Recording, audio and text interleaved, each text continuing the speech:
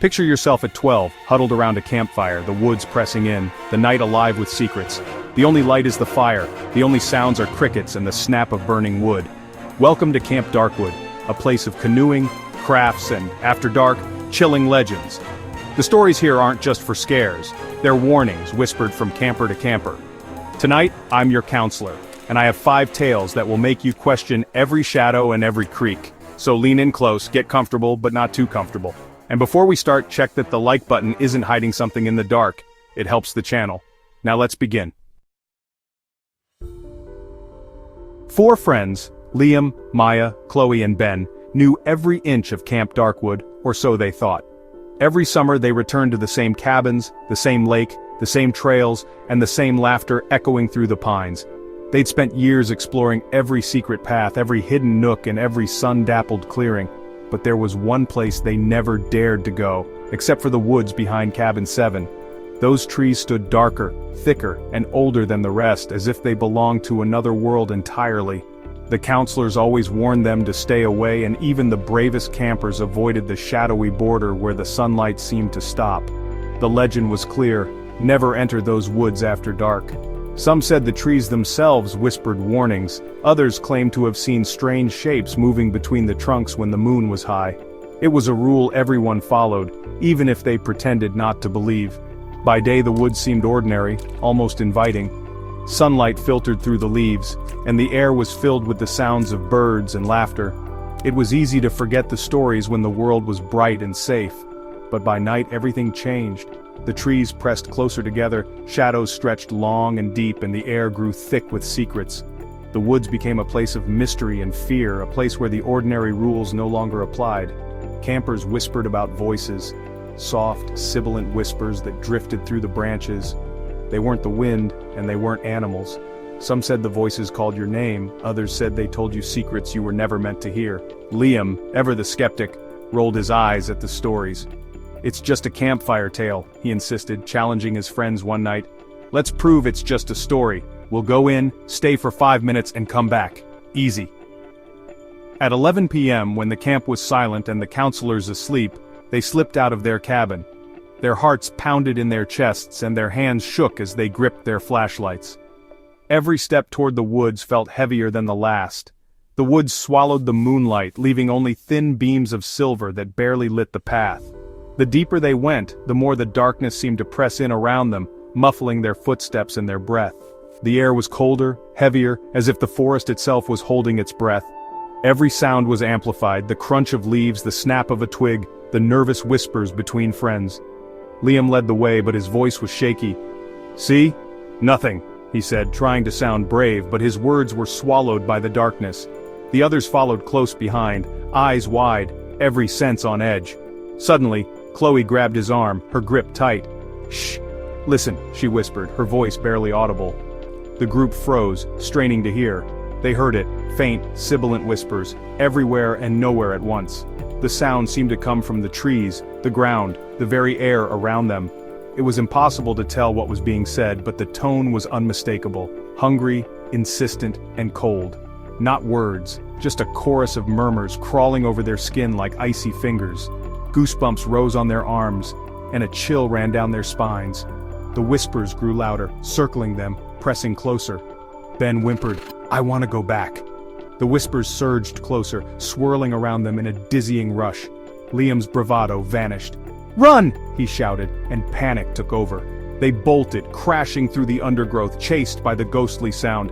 Branches clawed at their clothes, and their flashlights bounced wildly, barely lighting the way. The whispers followed, growing louder with every step. Back in their cabin, breathless and shaking, the whispers vanished, replaced by a heavy, unnatural silence. No one spoke. The only sound was their ragged breathing and the pounding of their hearts. The next morning, everything seemed normal. Sunlight streaming through the windows, birds singing, campers laughing. But when Liam stepped outside, he froze. There, scratched in the dirt outside their door, was a single word: listen. The friends never spoke of that night again. But something had changed. They listened to the warnings, and to the woods, and to the silence that sometimes wasn't quite silent at all. The memory of those whispers haunted them, a secret they all shared but never dared to discuss. Because in the whispering woods, something listens back. And sometimes it waits for you to listen too. Every camp has a legendary counselor, someone whose stories and laughter echo long after the summer ends, whose name is whispered with a mix of awe and nostalgia. These counselors become the heart of camp, the ones who make every moment feel magical, and whose presence lingers in the memories of campers for years to come. At Darkwood, that counselor was Alex. He was the kind of person who could light up the darkest night with a song, his guitar always slung over his shoulder, his smile infectious. Campers would gather around him, drawn in by his warmth, and the way he made everyone feel like they belonged. Alex had a tradition that everyone looked forward to, an overnight trip to Eagle Island with his cabin. It was a rite of passage, a night of adventure and bonding under the stars, where stories were told and secrets shared. This summer, 8 boys and Alex loaded their canoes and paddled out across the misty lake. The island was quiet, shrouded in the scent of pine and the promise of mystery. They set up camp, built a fire on the beach, and as dusk settled in, they gathered close for stories. Alex was a master storyteller. That night, he spun a chilling tale about a vanished lumberjack, whose axe was found buried in a tree, but whose footsteps simply ended at the water's edge. The fire crackled, shadows danced, and the boys hung on every word, glancing nervously at the dark woods behind them. The boys were spooked, their imaginations running wild. But Alex just laughed, reassuring them with a gentle smile. "It's just a story, guys, nothing to worry about." His calm presence eased their fears, and soon they were laughing again, the tension broken. But later that night, as the fire burned low and the others slept, Sam woke to see Alex standing by the embers, staring out across the still black water. The counselor's face was unreadable in the flickering light. He turned, saw Sam watching, and gave a silent wave before turning back to the lake. When morning came, Alex was gone. His tent was empty, his sleeping bag neatly rolled, and his guitar lay untouched outside. There was no sign of struggle, no note, nothing to explain his disappearance. It was as if he had simply vanished into thin air. The boys searched the island, calling his name, their voices echoing through the trees. They combed every inch of the woods, checked the shoreline, even looked for footprints in the soft earth. But there was nothing, no clues, no trail, just the eerie silence of the forest. Authorities arrived, launching boats and scouring the lake and island. They questioned the boys, searched the water and combed the woods for days. But Alex had vanished without a trace, leaving behind only questions and a growing sense of unease. After that summer, everything changed at Darkwood. The Eagle Island trips were canceled, and the camp felt different, quieter, haunted by the memory of Alex.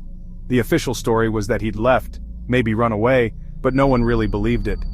The truth felt stranger, and far more unsettling. The boys who were there whispered among themselves, convinced that something from Alex's stories had come to life and taken him. They remembered the way he'd stared at the lake, the silence of his wave, and the cold emptiness that followed. All that remained was his guitar, resting beside a fire gone cold, a haunting reminder of the counselor who vanished, and the story that became all too real. Sarah, a quiet camper, loved the lake at dusk, peaceful, empty, beautiful. But the lake had a reputation, deep, cold, and at night, unsettling. One evening Sarah sat on the dock, lost in the sunset. Then she saw it, a tall, thin figure by the reeds, arms too long, standing perfectly still. She stared, heart pounding. Was it a counselor, another camper? No, it was wrong, its proportions off, its posture unnatural. "Hello?" she called. No answer. The figure didn't move. The last light faded, and the silhouette grew darker. Instinct screamed, "Leave!" Sarah backed away, never turning her back. When she reached the path, she looked back. The figure was gone. She ran to the mess hall, never telling anyone what she saw. For the rest of the summer, she avoided the lake at dusk. Sometimes the scariest things are the ones that just watch, silent, from the shadows. Deep in the pines, where the trees grew thick and the shadows seemed to stretch forever, stood Cabin 9, boarded up, padlocked, and shrouded in legend. Its weathered boards and rusted lock had kept it sealed for decades, and every camper who passed by felt a chill, as if the cabin itself was watching. The official story was simple. The cabin was unsafe, condemned by the camp director, and full of mold. No one was allowed inside, not even the maintenance crew. The air around it always seemed a little colder, the ground a little softer, as if the earth itself wanted to swallow it whole. But the campers' stories were much darker, whispered in the flickering light of campfires after the counselors had gone to bed. Some said the cabin was cursed, others that it was a prison for something that should never be let out. Some claimed it was haunted by the ghost of a boy who vanished one summer, while others insisted that something far worse was trapped inside, something that scratched at the walls and whispered through the cracks at night. This summer, 3 friends, Jake, Noah, and Emily, decided they couldn't take the mystery any longer. They made a pact to uncover the truth no matter what they found. During movie night, while the rest of the camp was distracted, they snuck away, crowbar in hand, hearts pounding with a mix of fear and excitement. The forest seemed to close in around them as they crept toward the forbidden cabin. The cabin loomed before them, its windows like empty eyes staring out into the night.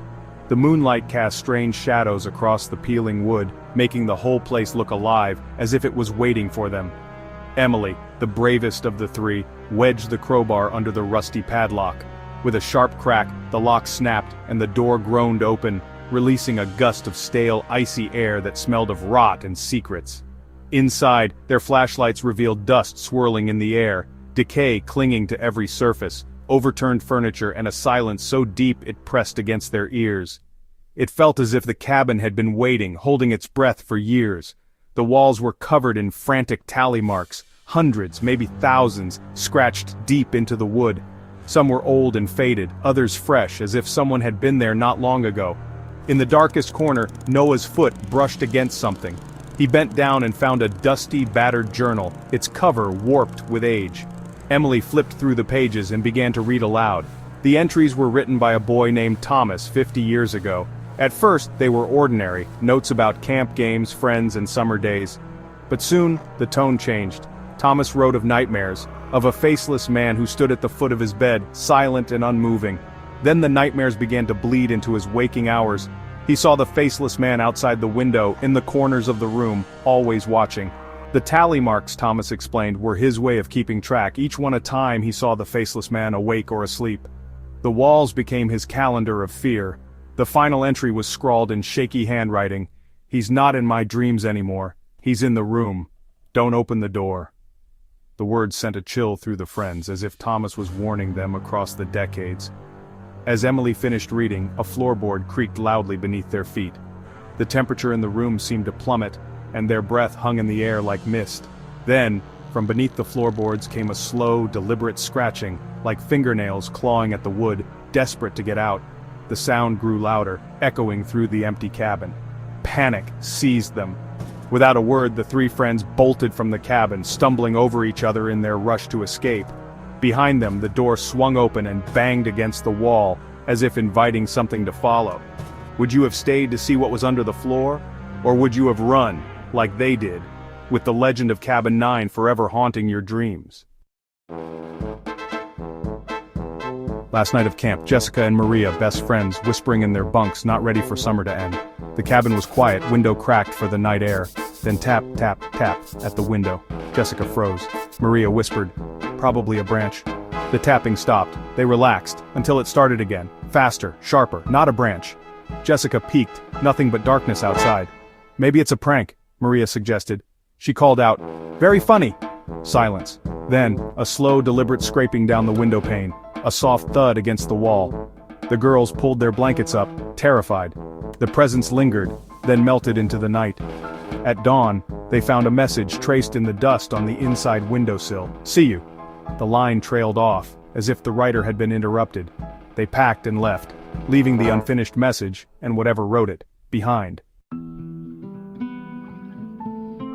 The last ember fades, but the stories linger on in the cool night air.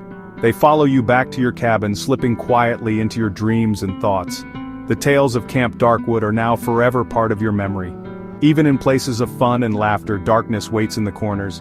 These stories remind us why we love to be scared together. Camp Darkwood may be fiction, but the chills you feel are real.